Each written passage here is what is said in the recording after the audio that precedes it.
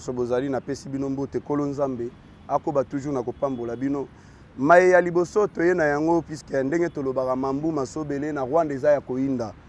Paul Kagame, les génocidaires, les véritables sanguinaires, oyo azali auteur ya tuerie na est de la République démocratique du Congo à cause ya ba matière na biso. Oyo a déjà bomi plus de 12 millions de Congolais ne bazu ba kufi à cause ya ba tuerie na ye. Sans que la communauté internationale va saisir le dossier, sans que ces pays babengisa Paul Kagame basambisa ye, sans que tout le monde États-Unis d'Amérique auto benga partenaire privilégié na biso bapesa Rwanda sanction.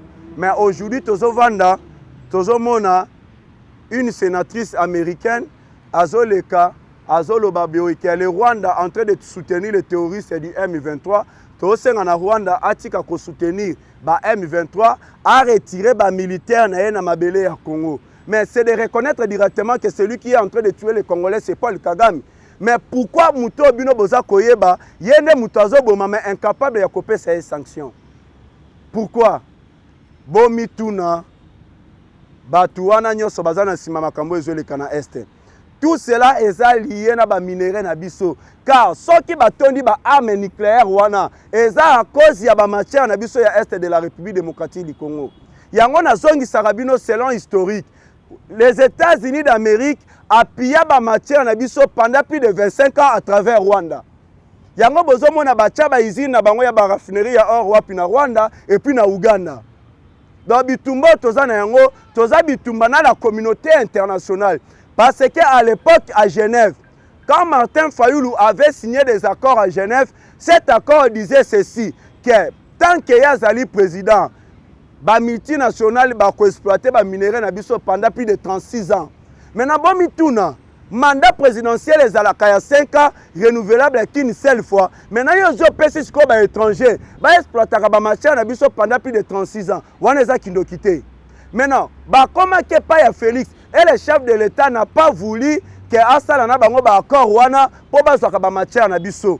Oyo chef de l'État répondait ki bango aloba ki boye. Ngai na bino tokobanda ko signer partenariat gagnant-gagnant. Veut dire bino 50, biso peut to se retrouver na combien na 50. Et puis ceux qui boye ko sala ba affaire na bino na Congo et sengeli pe botonga pe na Congo. Bomani siko ba biloko wana bango ba mona ki Congo eza zamba. Tozwaka ba matière, tokendaka. Totonga na Congo te. Peuple wana batika ko bénéficier na richesse ya mboka na bango te. Eza place oyo bitumbezwe banda. Bato bazo bundisa Félix. Les États-Unis d'Amérique baza na sima. Parce que bango babombani na sima ya Rwanda, les multinationales, les impérialistes, la communauté internationale, même la CPI bazali pe impliqué, incapable de robengisa Paul Kagame. Yango na senga kabiso ba Congolais tozala ini, tozala bomoko. Parce que bato yo tozo talela ce sont des gens au bazana sima makambo ezoleka. Paul Kagame a kotisaki réunion urgemment na ba commandant militaire na ye na Kigali. Na réunion wana Paul Kagame est très fâché. Azogangela bango azoloba na bango boye. Pourquoi bino bozolinga lisusu kolanda ba instruction na ngai te? Et puis ba commandant militaire wana balobi ba makambo zotinda biso poto kene kosala makambo na Kivu kuna ya batuerie biso to kokango lisusu te. Paul Kagame abeti mesa lobi et sengeli bola na makambo na koloba na bino à la lettre. Wana za makambo lekaki na Kigali na Rwanda. Réunion et ceux qui de sécurité Paul Kagame akotaki na ba commandant militaire na ye. C'est seulement pour attaquer la République démocratique du Congo. Ndebozi bomoni le nouveau commandant ya force régionale et la communauté d'Afrique de l'Est. Oyo aye kosimba commandement oyo ezalaka na armée kenien oyo remplacer ki o mususu alongwa ki wana mais tomoni directement aye na Goma aye ko s'installer officiellement mais bino moko bomituna bango to renouveler les sous na bango te parce que ko renouveler les sous EAC na mabele na biso la République démocratique du Congo atikali ko renouveler te et puis le président de la République notre gouvernement bazala qui contre ndenge nini bino boko changer commandant mususu ya force à EAC sans que notre gouvernement ni le président de la République azala au courant. Bomoni ba plan na bango. Maintenant siko ezala réunion moko ekokota ya SADC avant ba déployer ba militaire ya SADC ba ya oyo ba koya na opération non défensif mais offensif. pour combattre les terroristes du M23. Na réunion wana bazo lobela makambo ezo tali départ sans condition ya EAC ou ezali communauté d'Afrique de l'Est. To comprendre ce que commandant na soki azo ye eza pona ko bongisa ba bagage na bango bakende. To mona ki réunion mususu ekotaki le premier ministre Sam Lokonde Keng. To mona ki le VPM de l'intérieur Peter Kazadi. To mona ki na Bintou Keita oyo azali à la tête ya MONUSCO. Réunion wana babandaki kosala réévaluation de la MONUSCO pona koyeba lolenge kani départ de la MONUSCO sengele salema. La MONUSCO a commis na suka. Bintou Keita incapable ya ko défendre la MONUSCO. Ndenge za boy MONUSCO azokende. Bintou Keita ye koleka lobi tozo senga ba tuerie wana zo salema na SS salema te tozo senga ba M23 ba kende ozo senti kaka attitude ya Bintou Keita aza ko regretter que tangu MONUSCO azo kende ba perdre ba gâteau nyonso ya ba minerai ba banda koyiba ya ba kolta banda koyiba ba kobat nyonso ba perdre yango esengeli to bimisa ba to wana sikoto bana makambo nyonso ezonga na nzela. Maintenant selon les informations ba pesi biso le M23 bazongeli susu ba hostilité na bango na ba tenue ya sika na ba arme ya sika plusieurs militaires rwandais bazoya lisusu ko renforcer ba M23. Tomoni ba jeune na biso ya mouvement kombo na bango ezokima ngai soki Wanzalendo bango pe baye kokima mouvement wana ba Wanzalendo baye kokima ko barrer la route pour que ces militaires ba M23 wana ba Rwanda wana bakota mabele na biso te. Nazolo ba ke ba jeune na ba telemi balobi esengeli siko to bunda na bango. Maintenant siko loko nazobeta CT. Est-ce que boyebi opération au Paul Kagame bandi ya infiltration na Goma? Bomo na yemo ba service na biso bo sala loko te. Yango tolobaka soit boyebi musala te soit boza corrompu. Soit boza ba complice. Paul Kagame abandi opération, il y a infiltration, il y a ba agent, il y a service, il y a renseignement na ye. Aza ko utiliser siko ba Rwandais. Ba Rwandais zo ba ye na Goma, ba ye ko fongolisa ba maison, il y a ba massage na Goma. Ba Rwandais wana, ba fongolisi déjà plus de 9 maisons, il y a ba massage na Goma. Mais tandis que ba Congomane oyo balingaki basala yango, bazo pesa bango autorisation te. Et pas quand il y a bateau baza na Goma, ba autorité ba na Goma. Maintenant ba pesa autorisation na ba Rwandais, ba fongolisi ba maison de massage na Goma. Si on va tout na mission ni ba na yango, bazali ba agent de service ya renseignement ya Paul Kagame. Siko na kati siko ya ba maison de massage wana. Oyebi batuni bazo kende. Ba konzina biso ya ba DGM, ba konzina biso ya la police, ba konzina biso ya armée. Nde bazo kende kana kati ya banani wana.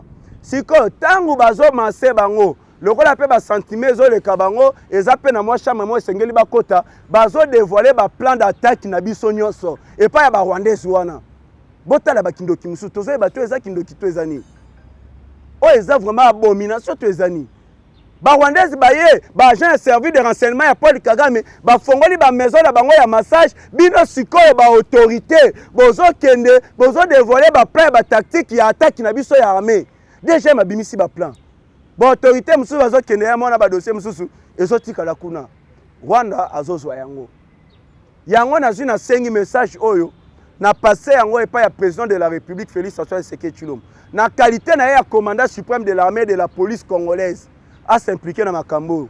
Peter Kazadi, VPM de l'intérieur, bota la dossier wana. Christian Chiwewe, chef d'état-major général de la République démocratique du Congo Christian Chiwewe, bota la dossier wana. VPM de la défense Jean-Pierre Bemba Gombo bota la dossier wana ba secret na biso ya ba attaque ya ba makambu nyonso ezokende pa ya ba Rwandais wana direct wapi na Kigali epa ya Paul Kagame. Si obolo banangai bota la kindoki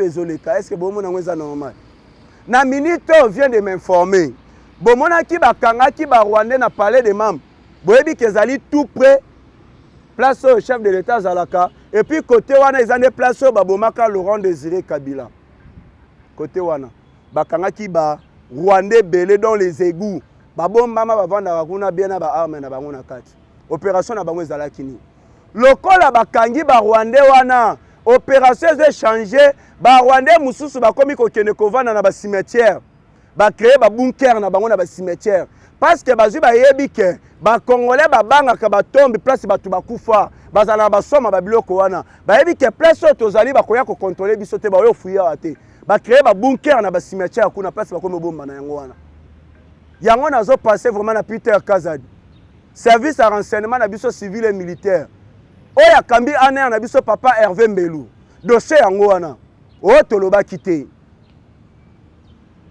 toute information ba négligeaka yango te information yo so ba négligeaka yango te bokende ko contrôler makambo tolobi boye ba soki na kosu bien na lobi vérité na pesa kabino dossier ya ba espion Paul Kagame azo tindaki oyo bayaki na mission pour attaquer le président de la République na pesa dossier wana ba misu bazwaka ngo ka bongo bongo mais ezana ba misusu balekisaka yango te boyaki komona ba espion na bakangaki bango so bolo banazwaki yango ndegeni ezaka ba recherche soki Rwanda infiltra biso pe to infiltra bango donc veut dire bango bazui ya boye biso pe to zui ya boye so oyo to pesa ka bo négligeaka te puisque il y a des Rwandais oyo bazali contre Paul Kagame mauvaise gouvernance na ye yango ne mte kotisi conflit entre ba Congolais na ba Rwandais ebele bana posa Paul Kagame alongwa yo nani yango otelemela Paul Kagame so telemele kana tongo yeba ke bazui ba bomi yo plusieurs journalistes tués na Rwanda bato ba telemela Paul Kagame ba bomi bango na ba Rwanda donc veut dire yo kolo bana Paul Kagame loko moko te olobi na yeba sani ni ba bomi yo yango tozo senga Denis Sassou Nguesso Sassou yeba ke bala congolaise moi sinon pesa bolingo trop wana c'est une congolaise siko tango zo coopérer na ba Rwandais ozo coopérer na ba français pona kotinda ka ba Rwandais musuba côté la kanzela ya Congo Brazza baleka ke pa na biso ba créer sécurité tozo informer ezalaki yango ne parmi ba cause ya président de la République akendaki na oyo ezalaki pona ba pratique wana. La libération de la République démocratique du Congo dépend de l'arrestation de Hippolyte Kanambe Kazemberebe, moi na tonton Moutouale na Marceline Mukumbukouche. Dépend de l'arrestation na ye. Ceux qui bakangi Joseph Kabila, Moïse Katumbi bozo mona boya kokima. Oyebe ingratitude condamnable. Moïse Katumbi azalaki na exil. Po ye acha makolo na ye na Congo. Ezalaki Félix Antoine Tshisekedi Tshilombo nem tazongi sela ki passeport. Lelo azacha makolo na Congo akome bundisa Félix. Jean-Claude Muyambo à l'écart salaka interview à lobby Félix vraiment longwa epa na ye aya kotala ngai na ba difficulté na ba problème on azala ki na yango lelo nga na zwi na bima na boloko ya Joseph Kabila pona Félix a s'impliquer ki le jour nga na kotele mais la pouvoir ya Félix c'est que naza liboma mais lelo ye wana Jean-Claude Muyambo a télémeli pouvoir à Félix a komi ko s'imposer contre Félix a sona na vidéo na ye moko mi benga liboma yango na lobaka opposition basalaka na Congo eza opposition ba positionnement soki ka Félix alobi Martin Fayulu Madidi yo na pesi yo poste boye banda ko travailler je vous dis que Martin Fayulu sera incapable encore ya kosala opposition contre Félix soki ka Félix alobi Moïse Katumbi état de siège Jésus Longwe zo ba place moko exploiter noka ba minerai ndengo lingi Moïse Katumbi akotika opposition na Félix est-ce que boyebi pourquoi Daniel Saf akomaki ko a se rebellaki contre Félix Antoine Tshisekedi Tshilombo Daniel Safu boyebi bien lolenge kani na ba condition nini ye bayaki kozongisa ye comme député parce que na seni na cour constitutionnelle binomo boyebi à l'époque c'était contrôlé par Joseph Kabila avant que le président de la République a remplacé bango nyonso Daniel Safu balobaki azo quitté azola na palais du peuple na etoko azolia ba madesu na ya malewa lelo ye wana bazui bazongisela ke grâce et implication ya chef de l'État nde aboyaki injustice salema Daniel Safa bandi ba makelele na ye abandaki kozela ke a se retrouver pa banolia na présidence lokola zamoni na présidence abandaki ko se retrouver te nde mama Olive Lembe Kabila bengi saka ye bakendaka na ye voyage si c'était na Chine ou bien na Dubaï après yoki sentiment wana a se rebellaki contre Félix nde bomonaki akomaka ko attaquer pouvoir en place ko fingela batu ba mama na bango na nzela aujourd'hui Daniel Safu akei ko se retrouver pas Moïse Katumbi c'est pas que pour alingi Moïse Katumbi c'est pas que pour ayebi que Moïse Katumbi aza congolais puisque ayebi na kati que Moïse Katumbi aza étranger azola na Moïse Katumbi pona mbongo tala kaka deuxième Emmanuel Macron République démocratique du Congo Daniel Safu ye wana wa mwasi mukolo bango bakota na ba vie privée ba mais so tolobi to décortiquer ba vie na bino. J'espère que boki mabanda kuna bino. Lelo Daniel Safa zolo ba n'importe quoi. Lelo Daniel Safa comme intouchable. Daniel Safa yango siko toloba. Commission de discipline et Assemblée nationale. Moussa na bino ninyo parce que Daniel Safa fingela batu ba mama na bango metoyoka te aleka na commission de discipline et Assemblée nationale. Moussa na bino ni. Bosa yelo te papa mboso kodia. Babiloka bozoli kozo tikeleka mais tandis que yolo za président de l'Assemblée nationale. Muto azali ko inciter peuple congolais na haine tribale. Muto azali ko inciter na ba propos moko ya ba menace de mort. Muto azali ko sala outrage au chef de l'État. Et Sengeli Boyeba que le président de la République, c'est toute une institution. On ne joue pas avec institution présidence. On doit interpeller tous ces gens-là. Oye bazo sala babiloko ya buzoba wana. Pour ceux qui bozi botiki muto alobi buzoba, atamboli boye, botika pe biso peto lo ba pe n'importe quoi. Botika biso peto kretiaka to déborder loka bango ba déborder. Puis c'est comment comme si justice en mboka na biso et comme justice il y a deux points de mesure. On doit arrêter bato nyonso bazolo ba n'importe quoi na ba média. Personne qui bakangi bino eza acharnement te. Oh bazo bakangi ngo non eza acharnement, oh non pouvoir en place non. Bazo kangabino avec des effets. Il y a des propos besoin de tenir dans l'étendue. Merci beaucoup, le président de la République, Félix Antoine Tshisekedi Tshilombo. Na minute je vous dis, le chef de l'État a outil Kolobali Soussou. Peu importe où bazo sala, na ko négocier na ba M23 T. Et le président de la République a dit ceci, na amène abiso ba s'impliquer, ba protéger le territoire national. Le chef de l'État a lobby yango. Aussi le chef de l'État a lobby na gouvernement. Mais boni li sous ba recette et ça les malisu ndenge singela ke ça les maté. Toye baté gouvernement yo comme ici là pourquoi? Le chef de l'État a saisi ministère ya finance o ezo kambami pa ya papa na biso Nicolas Kazadi. Pour clair raison mona na sous té. Ba recette ko tsa ndenge singela kité. Na minute ndenge zaboy procureur général ya Cour pénale internationale CPI en sigle, na kombo ya Karim Kam, azoya en République démocratique du Congo pour la visite officielle du travail. Et qu'on a le 28 au 31 mai 2023, azoya. Maintenant, si quoi Sengeli Boyeba, Karim Kam azali placé na liste, il y a des personnes recherchées na niveau ya Russie. Wane Salemaki, après 2 mois que la CPI avait lancé le mandat d'arrêt contre Poutine. Des bateaux qui peuvent battre la liste.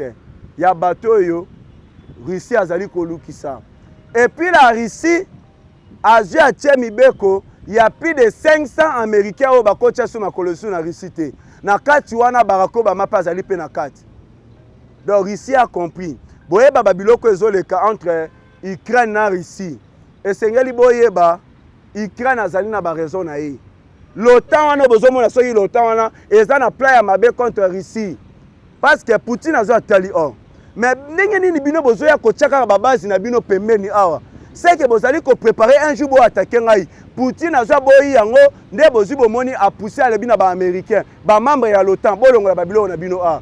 Bango bazi ba yokite, bazi ba tiki président ukrainien wana achaki mutu makasi. Nde bozi bomoni combien de bato bakufi. Si o bato bazali o terre makambo zo sale mana ba vandi silence radio. Ba français ba américain silence radio. Mais bato bazo kufa. Au lieu de Paul Kagame, mandat d'arrêt, mais Paul Kagame était occupé sa Poutine. Mais tandis que Paul Kagame, plus de 12 millions de Congolais de Bakoufi. Maintenant, Bango va comment causer les Congolais de Wabanyama. Et pas Bango, ceux qui mutaza Koufi, Azanan, nationalité Congolais, non, on a un problème exact. Mais ceux qui va Monica pour se permettre mutaza Koufi, ne bosi qui va déclaration de bandit. La communauté internationale va zuba télémi. On est à fonctionnement na Bango. Ce sont des mafieux. Yango boyoka Joseph Kabila oya yebaki ke na ba crime nyonso azo salaki un jour CPI lingaka bengisa e akenda a corrompa CPI. CPI bozomona ba membre ya CPI wana bango pe ba bénéficiaire pe na ba matière na biso na est de la République démocratique du Congo. Oh Joseph Kabila fungoela bango porte yango bomona ka incapable pe ya continuer la Joseph Kabila mandat d'arrêt. Si wo bolingi boyebisa biso que CPI atena compte ya constitution ya mboka na biso.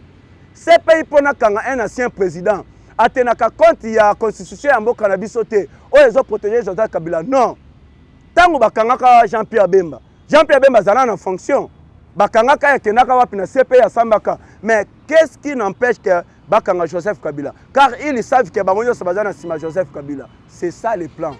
Yango na osenga na bino esengeli tokene na élection. Pourquoi esengeli tokene na élection? Na hotel Sabino eloko ni ezo bangisa bango élection. Car cette opposition qui ne veille pas de Félix Antoine Tshisekedi Tshilombo comme président de la République démocratique du Congo, mais les mêmes oppositions bazo lukani ni dialogue. Pourquoi bazo luka dialogue? Makambo nyonso ezo etali élection et le cas. C'est le délai constitutionnel déjà makambo nyonso ezo vandi déjà normal. La CENI entrée ya ko publier déjà ba place yo ba député banani nyonso yo ba kocha banani na bango. Bando bimisa déjà makambo na bango. Ba processus électoral makambo nyonso ezo vandi normal. Pe CENI a sali appel à lobby. To komi déjà prêt ya ko sali sa élection na mokolo ezo sengeli. Maintenant siko bino boza na posa bo benga na Félix na Bokonzi. Boko benga na ye na voix ya urne ou bien na voix ya babuzo bozo loba. Bo sali si marche le 20 mais le 21 Félix Antoine Tshisekedi Tshilombo président.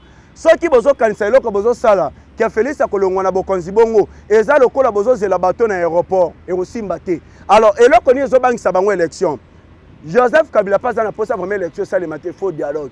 Car bayebi soki élection ze salemi le président de la République a cause majorité parlementaire.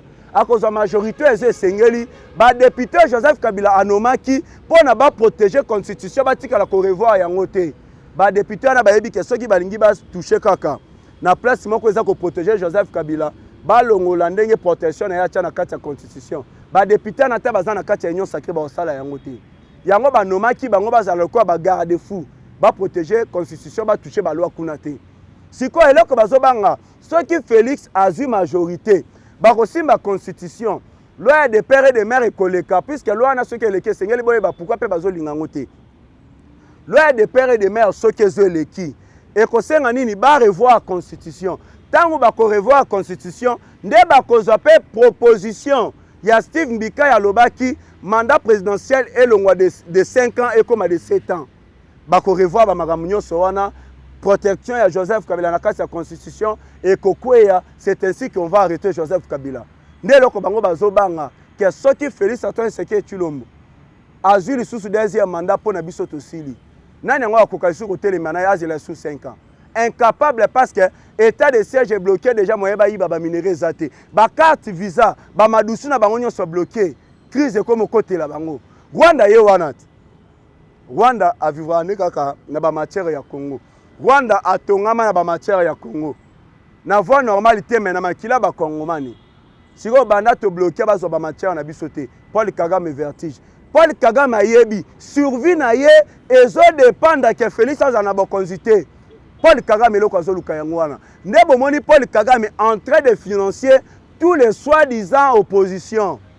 Mais bon, pourquoi Paul Kagame ne peut pas soutenir un véritable fils du pays qui est congolais de père et de mère? Pourquoi? Car Paul Kagame savent très bien que ceux qui congomais ne moussou sazi bokonzi et kozala ndenge moko na Félix azali congolais de père et de mère. Si comme muto ya ko faciliter pour na réussir ba plan machiavélique contre la République démocratique du Congo, ce n'est que celui qui n'est pas congolais. Yango ne loko eza et pas Paul Kagame yango wana. Si ko ba congolais si ko bango bazo comprendre le côté. Ba congolais ba kenda lowana mupepe. Oyebi ba congolais ba bosani ba tuerie à Joseph Kabila. Ba congolais ba bosani que Joseph Kabila même na ba sango bazo kima ba sultan na bango ezolongwa bazo baluka na mabele. Ba congolais bazo ba bosani. Mais il y a d'autres congolais qui disent que nous voulons le retour de Joseph Kabila. Ah, bobo sani ba tunyo sur Joseph Kabila za boma. D'autres congolais qui disent que nous voulons que Moïse Katumbi devienne président de la République démocratique du Congo. Tandis que notre artiste, Papa Kadiombo, qui avait dénoncé que Moïse Katumbi c'est un étranger, à Koufa. Mais tandis que Papa Nabiso Kabassele, il y a Pousse Café, Moïse Katumbi a pour récupérer mine de Bolanae. tandis que bandaku bamakambo ebele o Moïse Katumbi abebisa abotola ba concession batu akoma actionnaire ya ba minéraux na ba diamant na Rwanda et Moïse Katumbi est incapable de condamner Paul Kagame mais il soutient Paul Kagame bobo sani mais tandis que Matata Ponyo a détourné mbongo ya Bukangalonzo immeuble intelligent ya lobaki ba débloquer 60 millions de dollars pour tongama mais ko sambisa Edouard Mwanga Chuchu et bimi ke immeuble wana ezalaka ya Edouard Mwanga Chuchu ne peut soutenir pe Matata Ponyo. Mais tandis que Martin Fayulu a voté qui allait Kimbongo Kabila au détriment pour nani André Kimbuta à la gouverneur de la ville province de Kinshasa. Ada Bombola Bimate. Oyo Kimbuta peut a participé qui na makamba tuerie à Joseph Kabila, un commerçant politique. Bobo Saninyo Soana. Bobo Sani Kedeli c'est du RCD Goma. Na maboko na zota mona makila ba congolais, maintenant nous ba sambisiété. Mais aujourd'hui bozolanda batu wana ba congolais bolingini.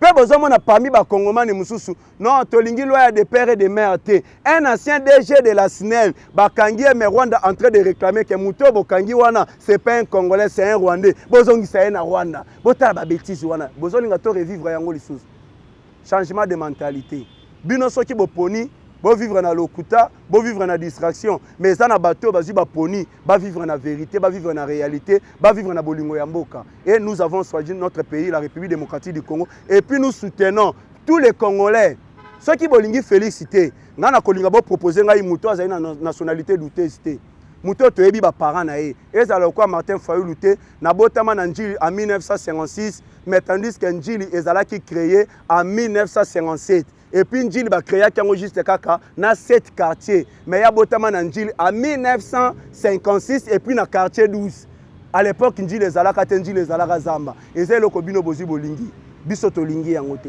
Merci beaucoup. Bon commenter vraiment émission, bon commenter, bon aimer, bon partager, vraiment bon s'abonner. Tout le monde a dit vraiment à la prochaine. Que le bon Dieu vous bénisse. Bye.